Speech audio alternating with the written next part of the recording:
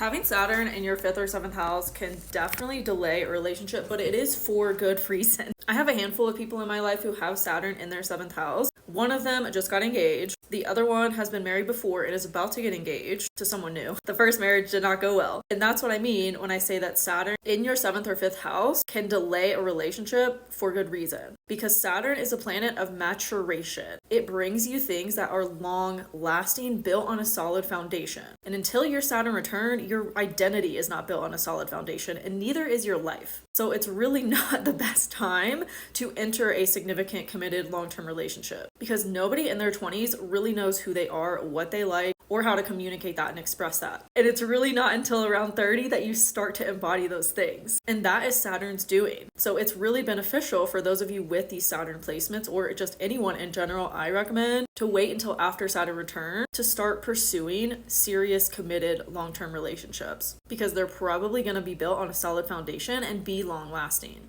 And also, like I've said in other videos, it depends on the degrees of those placements in your chart, because if your Venus is close to your sun in degrees, like I would say if they're 5 to 10 degrees apart, like your Gemini Venus is at 20 degrees and your sun in Cancer is at 1 degree or something similar to that, then Venus could eventually catch up to your sun in your progress chart. And then that would put the focus of your growth, your evolution, your sense of self, and your relationships in a cohesive way. And as I always say, nothing in astrology is bad. It really just means something. And this is why I teach you astrology with my courses. Because once you can understand the language of it, you're empowered with this knowledge and you're no longer susceptible to buying into fear-mongering or bullshit advice around astrology, because it cannot be a one-size-fits-all. Do you have Saturn in your 5th or 7th house or a similar placement as this with your sun and Venus? Let's chat about it in the comments.